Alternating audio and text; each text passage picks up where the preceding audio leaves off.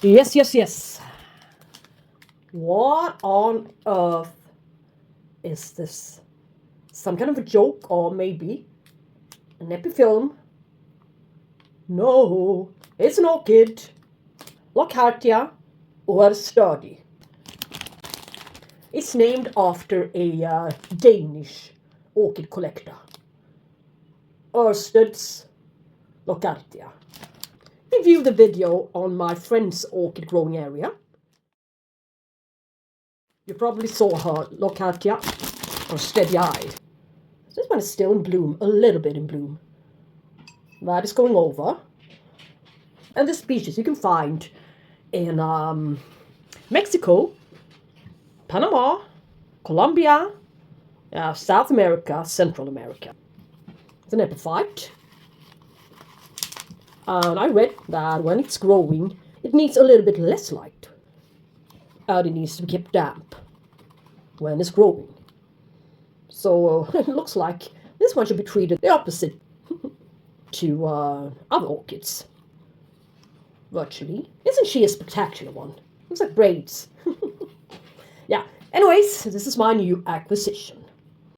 This is what she looks like around 5 to 6 weeks later. Naturally overbloomed.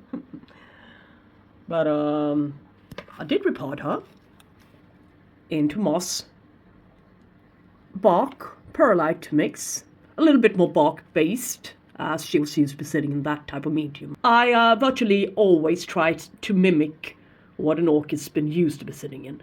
But see, new growth coming from the base, while others are continuously growing and extending instead.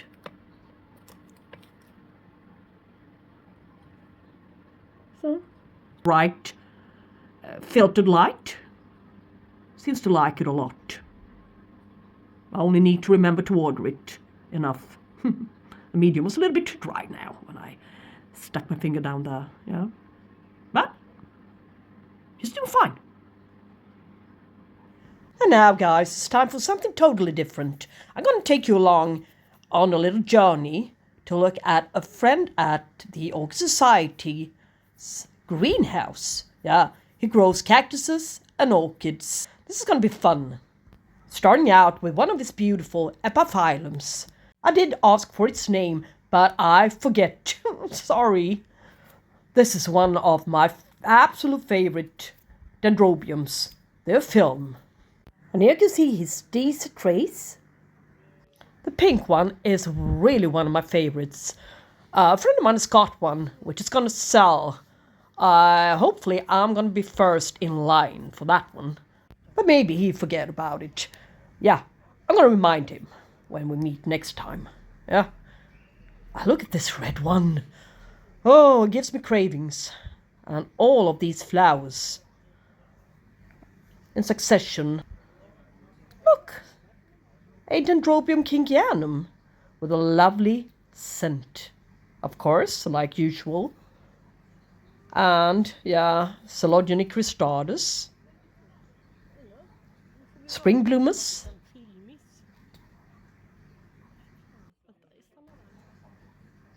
This one I forgot what it was, but maybe I'm going to show you guys the tag. Or maybe not. Yeah? He's got a cactus room. A room filled with cactuses.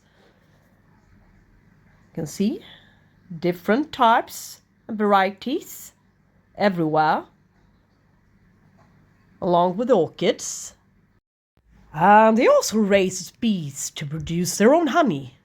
Last time we went here, 7 years ago, we get to taste the lovely, lovely aromatic honey. Yeah.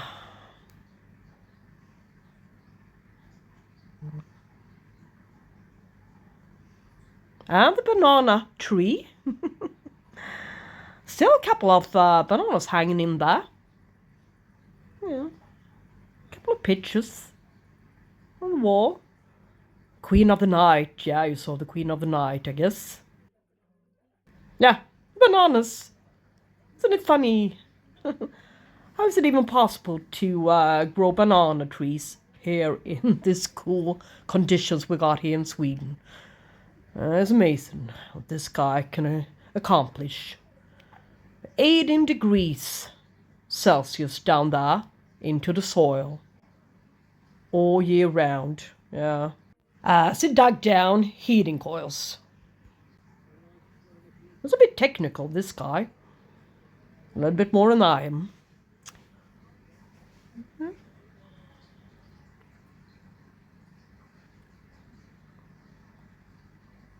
Some oncidiums, dendrobiums. Very long, spiked oncidium, probably a species.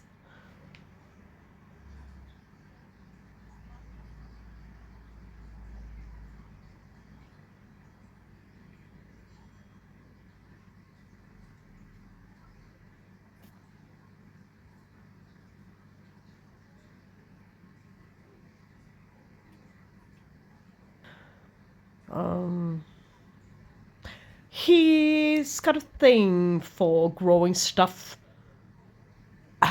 wild and crazy. If they want to grow out of the pots, he will certainly let them. I likes this way, and I must say that I think it's easy to care for, and it looks wild.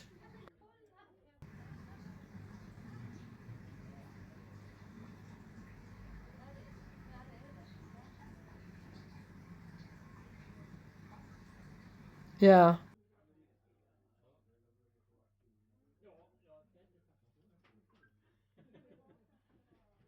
Beautiful anosmum. I guess this is the one I've got a piece from. So this is probably, could be the mother plant or another division from it. Yeah. I've got a lot of divisions from his growing area, so it's really nice to see the mother plants to some of my orchids. Finally. A couple of vandas and epiphyllums growing in the very same area and conditions. Obviously it works. You need to challenge your orchid growing sometimes. Look at this Spanish moss, yeah. But this huge grown Phalaenopsis orchid. It might as well just have been the Gigantea. Yeah. Size-wise. And he claims that it's due to the fact that he's watering it excessively. Yeah, that it's growing this huge. And that some people are underwatering the Phalaenopsis orchids. And here you could actually see the chrysotoxum spike. In spike! And I got a little bit envious, yeah. As I want my chrysotoxum dendrobium, yeah, to be spiking. And here grows something in a coconut shell. And we were actually able to grab a piece or two of the Queen of the Night and the Princess of the Night in his cactus house. We were so happy, and also got the monkey tail.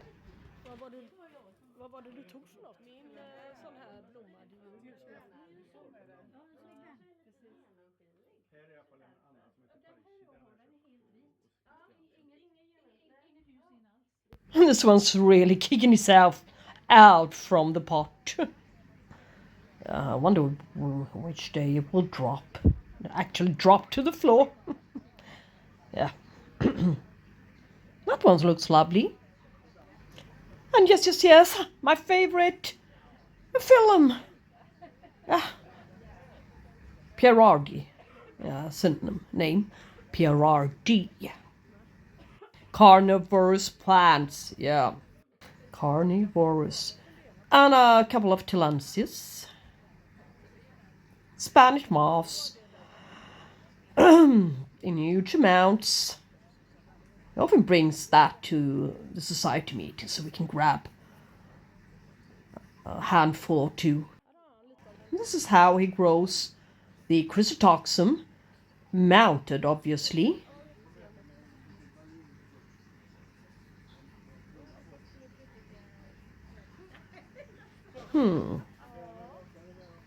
That's not an option where I live. And here's the outside of the building, so to speak. Lots of relatively rare plants growing in the garden. So this is what a Swedish garden may look like if you're an enthusiast, like my friend is. And the rest of this video I will dedicate to my Epiphyllum and Disocacti collection. I think it's fun to vary the content a little bit at times, but not too often. Yeah, it's not good for the channel, but hopefully you're gonna stay tuned. Anyway, well, first I'm gonna tell you that I'm relatively new on growing these guys, so please do not ask me for any care guides or tips and tricks and stuff. There are so many beautiful channels out there. I'm gonna link to one which really blew my mind after having seen it. So I think that piece of advice the elderly lady gave us was something to really bear in mind. Yeah? So I'm not gonna be the one telling you guys. I'm just gonna show you a little bit of interesting information that I found on them. Overall, general information only. So yeah. The genus Epiphyllum. Is that pronounced correctly? I don't think so. But there are several pronunciations. Epiphyllum, epiphyllum, epiphyllum, epiphyllum, epiphyllum. So, which one to choose? Well, I'm not new to cacti, really. No, the epiphyllum, but only recently I got a couple of new ones. And I started to read up on them, and they become more and more interesting to me. Story on them and the history. And so I started to watch YouTube channels and videos to see what they really are and how to care for them. But I'm most interested in strange stuff like usual, just like for my orchids. Yeah, this one is a cacti orchid, or an orchid cacti, orchid cactus. Why is it called orchid? Yeah, hence its epiphytic lifestyle and spectacular blooms. And there are sometimes little phytes as well as epiphytes. Little phyte means that they grow on rocks, just like orchids, so they grow in similar ways many times.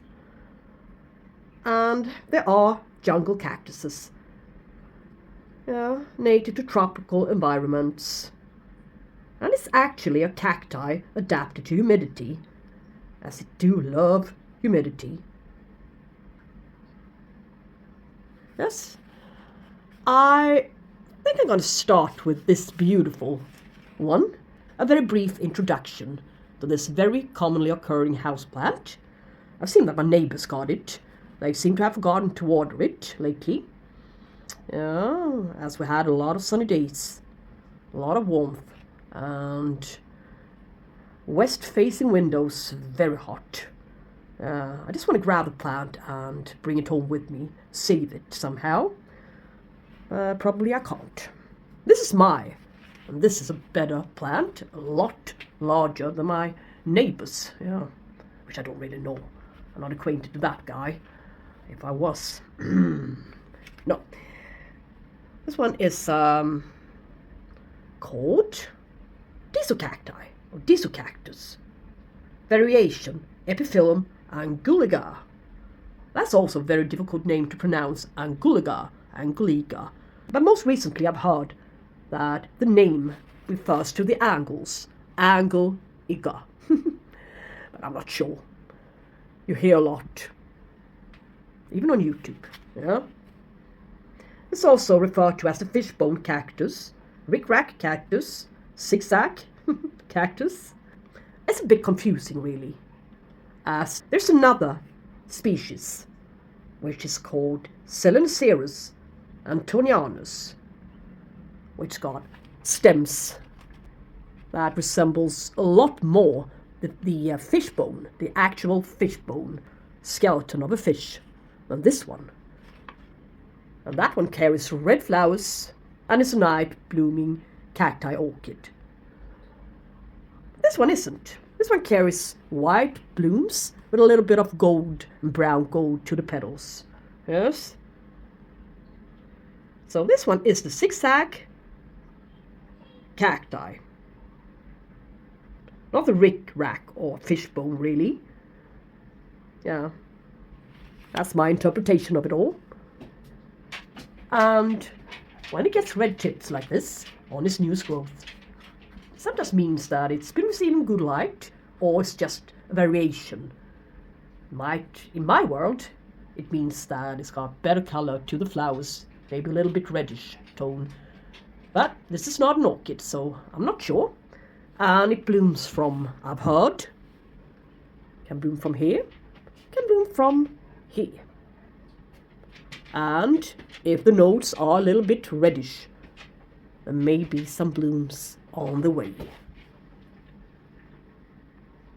But I gave it a little bit of nutrients yesterday, and I can't recall that the new growth here of this tall. So it's growing immensely fast and very well.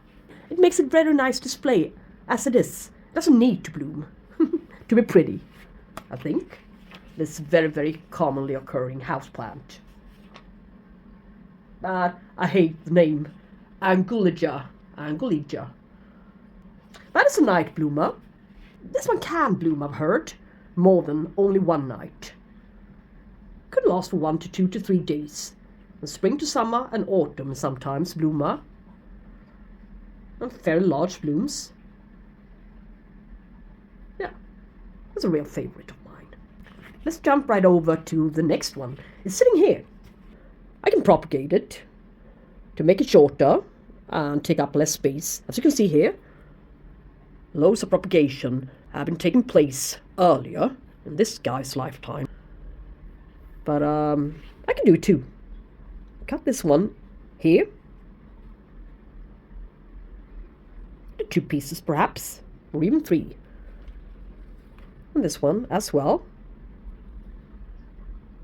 But this one is a beautiful red colored one. It's epiphyllum red tip in a hanging basket. Yeah, you can see that. Why this one's called red tip is not due to its red flowers. It's due to when it gets enough, sufficient amount of lights. The tip, 10 to 12, 15 centimeters of the tip up to the stem will turn a little bit more reddish in the sun. Yeah, that's what they say. If it doesn't receive enough light, there won't be any red tips. So I'm going to give this guy a little bit more light. And it creates multiple flowers in the summer. And that's just about all I know about that guy. Yeah, here's another one. Epiphyllum. Sarah what? Yeah, it's Sarah Courant. Now do I know that? Yeah, it's got a tag. Look. And this one's flowers got flares on it. You can see a little glimpse of it on the picture, but it's not showing it very well. The beauty of this plant's flower or flowers. Yes, but I picked this one as I've got several new growth here. It looks alright, I'd say. Not time to prune it yet. It's quite short stemmed for the moment. What about her? Yeah, not so much. Orange, red and pink flares. Very large blooms. It's relatively common. And this hybrid also gets red tips on the leaves. Or shall we say stems. When it's put into very bright light conditions. Yes, that was that one. Yeah. Do I have any more? No, not here in this area. Yeah, here you guys. This is my first little cutting. But it's got a funny story to this guy. On the 6th of April, me and a friend from the Orchid Society went to a garden center. Yeah, we're trying to promote a little Orchid Society to hopefully get a couple of new members. Yeah, by having a small lottery and yes, talking about orchids and stuff. We get to talk about epiphyllums and the Queen of the Night and stuff like that. My friend got this one.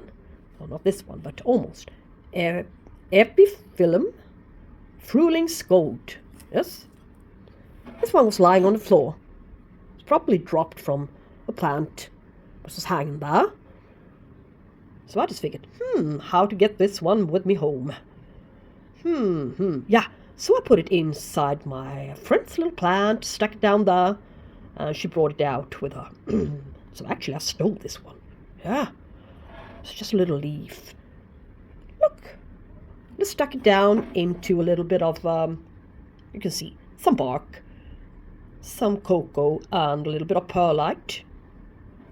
I didn't really know what to do with it, but I water propagated it first, yes, for a week or two, and as I saw a couple of new roots coming, both to the down, to where the cut has been, and to the tip, I realized that it was time to pot it up. But I don't think this is the optimal pot mix for it, but for now it will be alright. But it's amazing how fast it grows. This little thing down there, all of these area roots, and the thing to the top. It created within the last 4 weeks. So, but this is not how it should be. You should never do it like this. It makes it top heavy, straight across, a straight line, in order not to make it do this. So yeah, I didn't know really. This is better. So, but what about this one? Frühlings Gold is also a very common hybrid out there at the garden centers. Available. Also known as spring gold. Yellow blooms with a lemony scent. Can create multiple medium flowers. Yeah, so that's just about it. But I have something very, very special to show you guys. Yeah, I saw it before and I'm going to see it again. Ta-da! It's up here. And I'm going to bring it down for you guys. It's a hard nut to crack to get it down, but I will. I will do it for you guys. Yeah. Yeah. I'm taking everything else along with it. Yeah. Wait a sec. So, yeah, here's my little doggy. Yeah. Yeah, just put it down on the floor. Well, why not? Might as well just be there. But they are growing so fast as soon as they get a little bit of water and nutrients. Especially at this time of the year. Let's just see how it can stand on its own. Yeah. No, it's it's falling. It's tilting even more. And now it's leaning to... No. Anyways, doesn't matter. You can take it. But it's a Hyloceras undatus. I can show you the tag. So not lying. Dragon fruit. Yeah? Dragon fruit cactus. I had this one for several years now. It was this size when I got it. Maybe. Yeah. 30 centimeters. I don't know. Look now. This happened. It's only the last 2 days.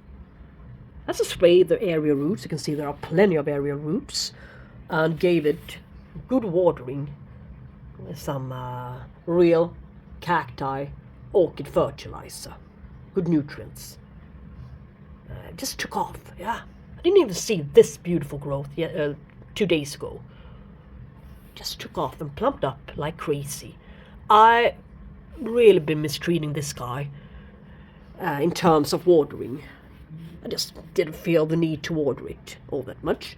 It just hang there in my kitchen window, doing not much, really, except for creating all of these area roots. That's an indication on it not getting the amount of nutrients it really needs. So now, look what happened. Sprouting, really. So from now on, I'm going to take better care of it. But it's also called pitaya. It's an Asian and South American little species, yeah, I believe. I don't know much about it. I just had it for a couple of years. Yeah, just had it hanging there. It's a terrestrial or epiphytic cactus with climbing area roots, yeah. This plant can grow 10 meters tall, so really, really nothing for the living room. And it's closely related to the Phalaenopsis. 25 to 35 centimeters flowers across, yeah. 30 centimeter flowers across the petals, with white and green outer petals. It's a night bloomer, which lasts for only one night. But in return, it gives you 4 to 6 cycles a year, blooming cycles a year. So that's okay, yeah. The frequency is right. It makes up for the short-lived flowers. Blooms in late spring and early summer. And if it's pollinated, it will produce fruit, yeah. Pink, fairly large fruits. Shouldn't really dry out thoroughly throughout the summer period. As you can see, it really likes to be a bit moist now, moisturized. And I'm gonna continue spraying the area roots a little bit more oftenly than I've been doing lately. Yeah?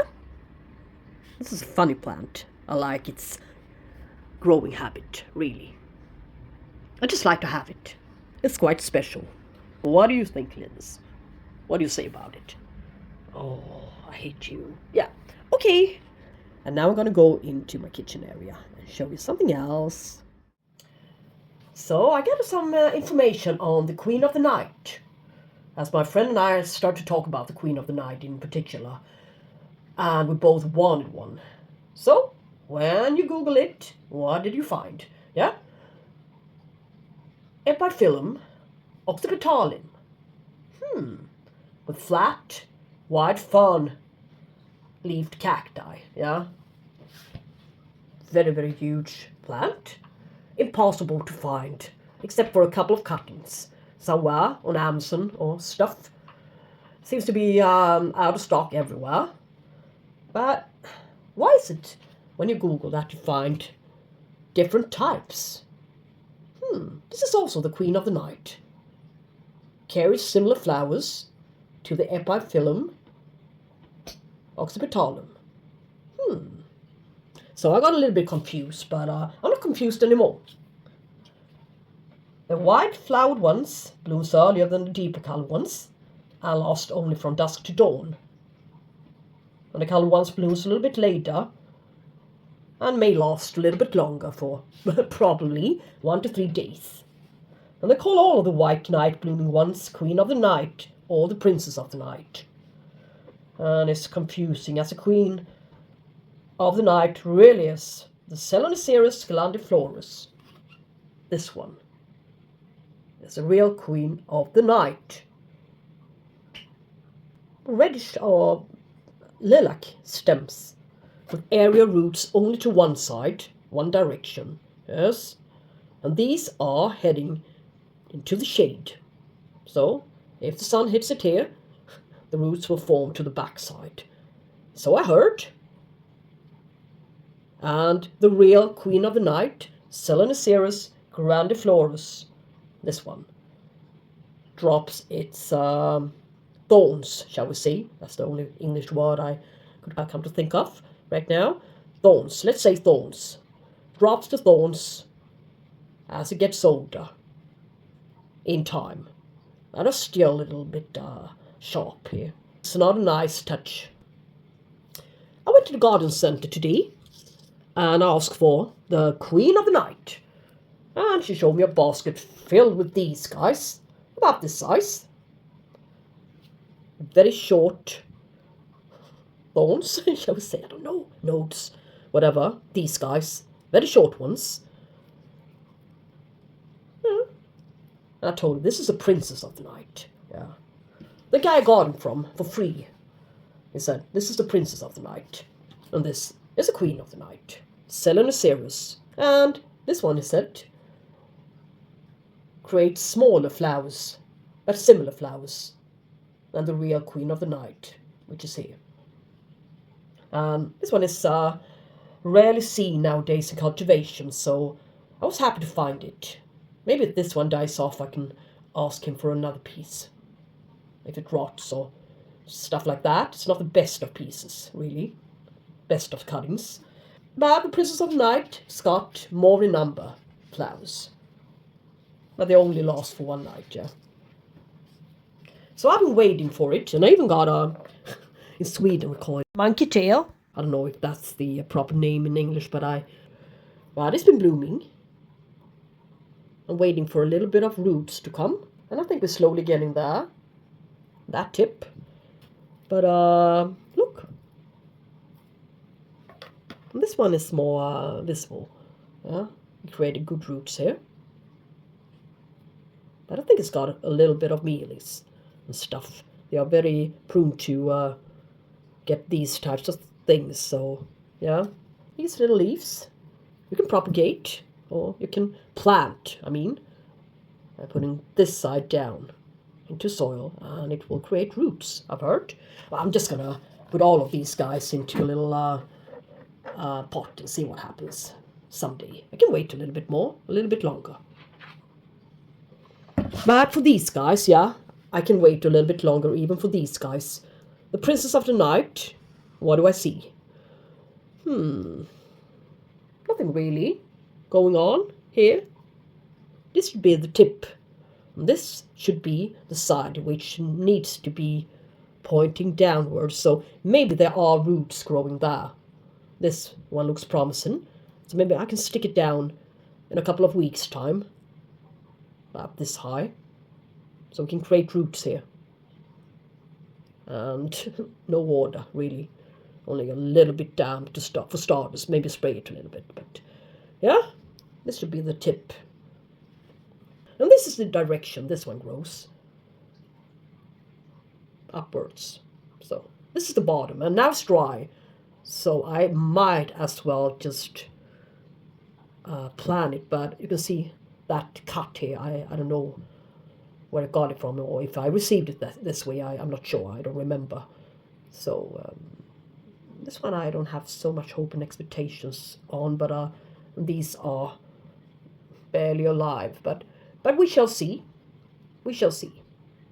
Into some cacti soil. But it was really interesting to learn about the differences between the Epiphyllum, Epiphyllum, and the Phalaenopsis glandiflorus. And that this one always is sold as the Queen of the Night when it actually is Princess of the Night, creating flowers, smaller flowers, more in numbers. Okay. Well, today I went to the garden center. Lots of varieties of the epiphyllum or epiphyllum. I've seen it before. Here you can see a fern leaf epiphyllum. Relatively expensive though. And this one, Curly Sue. Expensive as well, but a little bit less. But she's in bud.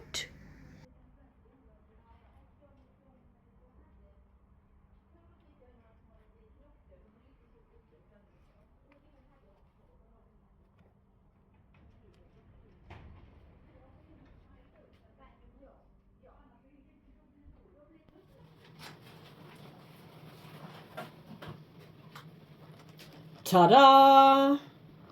A box filled with something. Yeah. Let's get it out from the box. And I told them at the garden centre to be really careful with this guy. Just why? Let me just pee as fast as you can and go home. No, not really, but they didn't see the beautiful flowers.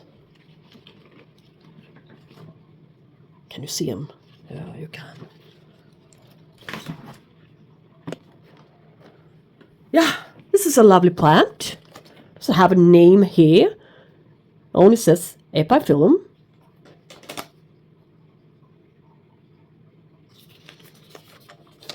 Doesn't matter. It is the Epiphyllum hookery with the subspecies Guatemalense, Montrose. So, I think I'm going to call it Epiphyllum Guatemalense Montrose. And some people call it Curly Sue and Curly Locks. It's an easy to care for plant. Can take direct sunlight and can stand dryness, to dry out a little bit too much. So if you don't like to water your plants very often, this is a plant for you, but it grows really large. But I think it's a lovely thing to look at. It's very majestic, very impressive. And the thing with this cacti orchid, or orchid cacti, is that this one creates white, beautiful blooms, which blooms during nighttime, of course. It can self-pollinate, and it's a very fertile plant, so oftentimes it happens. And after that, it will produce grape-sized fruits, which are edible. The flowers are 8 centimeters wide, so they're not the largest of flowers, but they are very beautiful. Very, very beautiful. Especially the scent of the flowers. This one is very prone to catch. Let's see if I can find something else. I think there are. Yeah, there's going to be a couple of more lurking. What is lurking? Thinking, what is lurking? Yeah, mealybugs. Found a couple of mealies. As I read up on it on Google, it's very prone to catch mealybugs and aphids. And that's what I got today. Mealies and aphids, so what to do, But I grabbed this one as it's in bud. And I'm so eager to have a plant like this in bud. As they aren't very easy to grow in a home. Yeah, they can grow in a home, but to bloom in normal room temperatures and room conditions, I've heard. But I may be wrong. You can see blooms to the tips on the old stems. Yeah, they are stems, not leaves. You can see there are going to be a couple of more flowers. So there are a few. The more I look, the more I see, as they always say. There are everywhere. The buds, you can see. So this is going to be a relatively good, blooming indeed. It will be. Somebody said that only rubbing alcohol or stuff like that will remove the scale or mealies, but I think I'm going to spray the whole plant with Ardap pesticide. I removed a couple of mealies, larger mealies, female mealybugs, but I think there are plenty left. But yeah, just going to be hanging in my living room back on the door. I'm going to switch places with this one and the Polydota chinensis, I believe. This one is going to get that one spot today. Yeah? So, I think I presented all of my epiphyllums. Epiphyllums, yeah? I think that's the way it was supposed to be pronounced. So, it's nice to have something else. I do have other stuff. Philodendron, cactus palm trees, and a little bit of this and a little bit of that. Yeah, And Hoyas, a lot of Hoyas. So, it's fun. It's something different. Every once in a while. And I like the fact that these guys are very easy to propagate. All you need to do is cut it straight off. Right off there. Just split it up into a couple of pieces and let them dry for a week and stick them down into, some type of soil. And most of the times they will root. So, nice thing to give away or to sell to somebody else. So we can exchange plants very easily with each other. A great addition to my orchids. Alright, I hope you liked this video. And so this was a one-time or two-timer.